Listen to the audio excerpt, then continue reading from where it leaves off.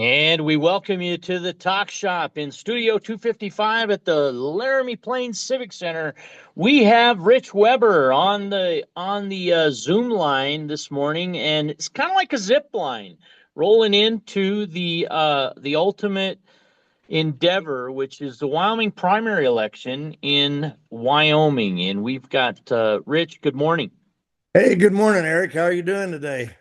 Doing well, sir. Doing well, sir. What say you the day before primary, August 18th?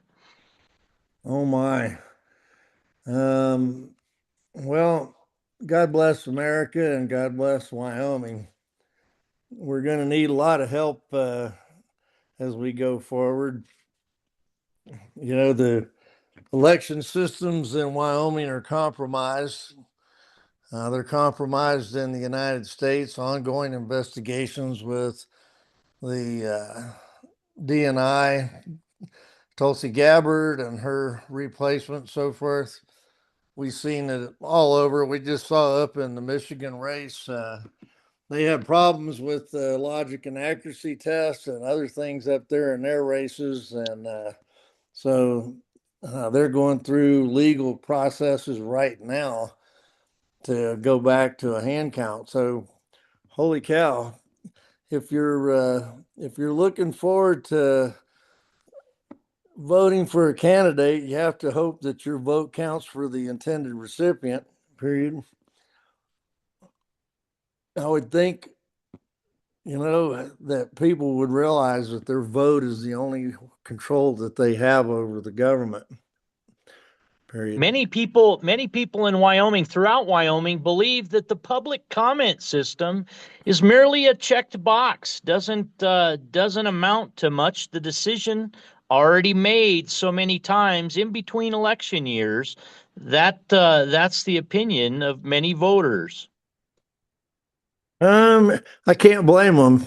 In 2010, we had a House bill that exempted AI data centers from sales tax.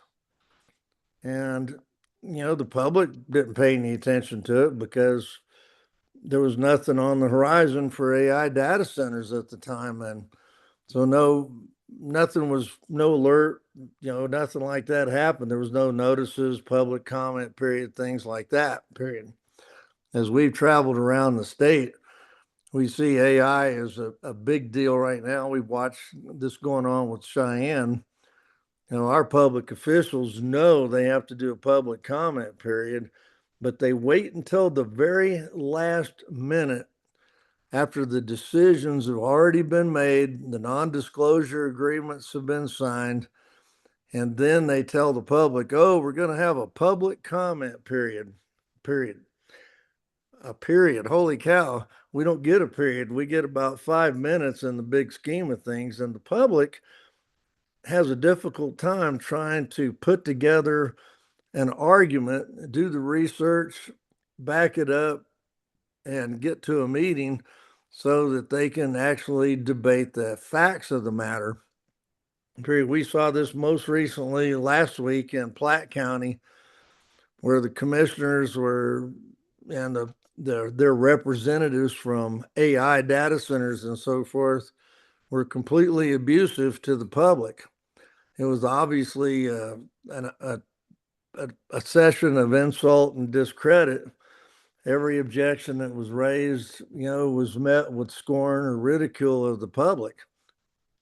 This begs the question of how did we get to this place in American government? This was consent of the governed and not the consent of the government. We go to the public comment period so we can actually get there. And we actually have a few politicians out there say, please come to the meeting. We need your support. But it's hard to give any kind of credibility to that when you go to the public meeting and you're abused by your public officials, or they just disregard you, patronize you, marginalize the things that you're saying.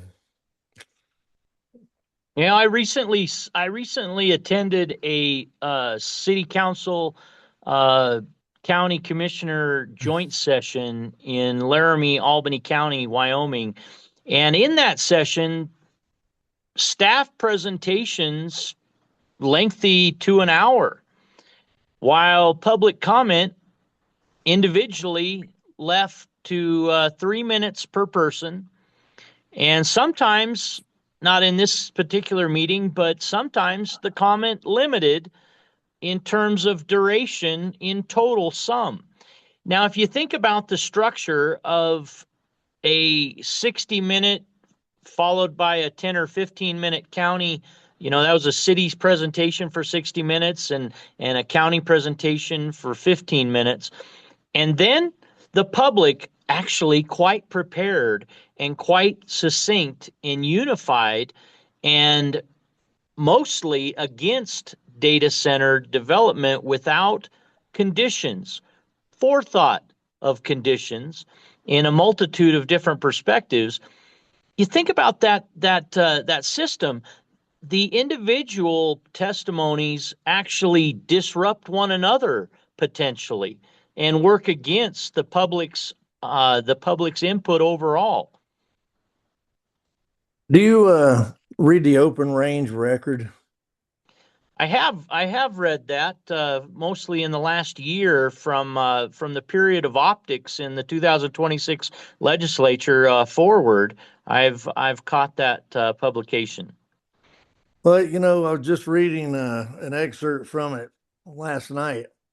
We have millions of dollars in fraud, waste, and abuse in Lincoln County, but the county commissioners and assessors and the government's favorite will tell you that a 25% property tax cut will cripple the county. So we're talking about $280,000 tax cut versus $1.5 million in gifts to outside corporations, plus the gift of land.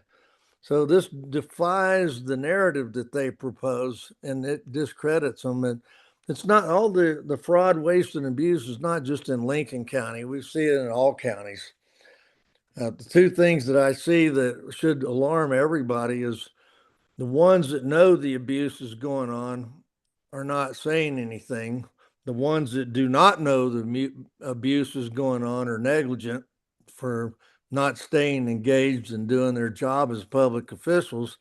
And the third class are the people that do know what's going on and are outright lying, deceiving the public about the actual impact of what property tax cut on residences will do to the state. This state spends $15 billion a year at the city, county, and state level combined. The idea that $137 million a year would destroy the state defies belief. And to extend that thought, we have this thing called rainy day funds. We have $40 billion of rainy day funds that will operate the government for 3.5 years. What's the residential property portion of that 9.5% of that in the state of Wyoming that was broken off by the legislature in the 2025 legislative session? They segmented it out and they separated it from commercial and other categories of property tax. What's the actual portion in sum for the year attributed to that property tax amount? And then, therefore, if the People's Initiative passes in November for a 50% tax break, then what would that sum total? What would be looking at to make up or be concerned about in 23 counties? Are you referring to Amendment A when they segmented and created the fourth class of property? That's right. Yeah, the Amendment A, which was on the 24 ballot, created a fourth class of property. Ironically, in the Constitution, it says there shall be no more classes, but they created the fourth class anyway and then put the same statement back in, there shall be no more classes. But moving right along to your question, the residential property tax as a percent, or if you will, actual revenue in this state was $625 million total. That's 100%. So when you look at a 25% tax cut like they ran last year, you're looking at $150 million. If you're looking at 50% coming up in this November, that would be around $325 million. So as I understand it, the 40 million or the $40 billion surplus in the rainy day account in the state of Wyoming, that amassed more than 2 billion in interest. Is that accurate per your records? According to Treasurer Kurt Meyer, in his statement last year in April, we had accumulated $1.86 billion in interest last year. This year, I think his numbers were like 1.87 or 1.88, almost 2 billion a year in interest off of the reserves. Well, when it comes to many topics, as you go into the primary election, what final citizens comment do you have for us this morning, Rich Weber? Degenfelder hasn't been straight with the public. She claims she's got DEI and critical race theory out of the school. We have declined in academics since she's been in office. Critical race theory, DEI, social engineering is wokeism is still there. Academics has declined. 40% of our high school kids can't qualify to get into college because they're illiterate and they have to take remedial classes, which they're more than happy to sell them because we have MBAs running colleges. But to your point, I would say that is a failed executive, and we haven't heard him at the microphone, but yet she claims all that's out of the school. And but our curriculum hasn't been changed in 10 years or more.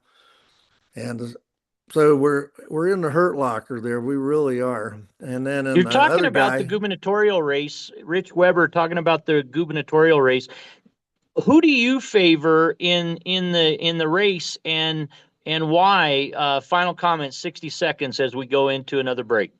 well, it won't be Eric Barlow. He's given the Democrats a win 150 times, 827 times voted against conservative legislation.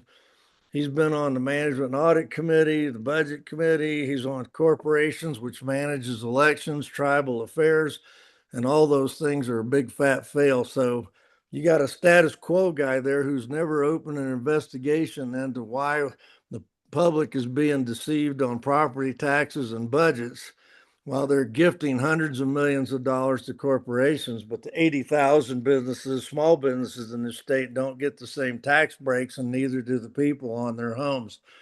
So you have a choice: a status quo 14-year failed politician who has no record of achievement, or you have a 4-year superintendent of schools where the budget went up and academic performance now puts us almost in last place in the nation. Suicides are up in all categories: agriculture, schools, everywhere. Or you get Brent Bien, who's been fighting property tax, suicides, trying to fix health care, trying to fix elections since he's got back to this state. So One of one proven. of the questions, one of the questions, Rich, with respect to Brent Bien that comes into the talk shop most frequently is this: where does Bien say that the money will come for police, fire, schools, the infrastructure, and the support services of Wyoming across Wyoming?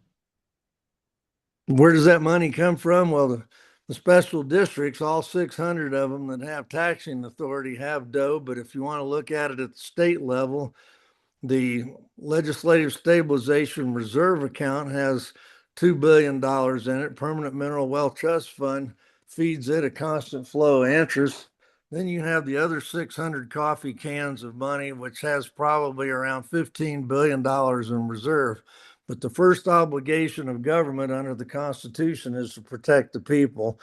And whatever it takes to do that, we'll do it. We won't be paying for nonprofits. We won't be putting money into bureaucrats and administration as long as protective services are unprotected. Our highway patrol right now is limited to 400 miles a week, no overtime. We have fire halls falling down in Jeffrey City.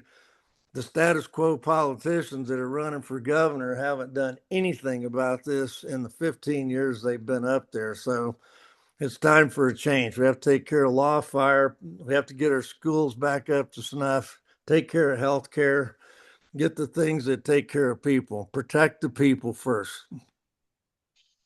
We're visiting with Rich Weber. Today's citizen comment on the talk shop from Laramie, Wyoming to where you are, Rich. I assume up north somewhere. I am. I'm in Story today, just tidying up, getting ready for tomorrow, and then I'll be joining the campaign again, probably this afternoon sometime. Well, we appreciate your time. Thank you, Mr. Weber. And other citizens, if you would like to make a citizen's comment, make your way to radioworks@mail.com. Your opportunity to email that interest to us, or the Talk Shop text line 307-760-3642. This is the Talk Shop. The campaign trail runs through our classroom. Rich Weber, we thank you today. Thank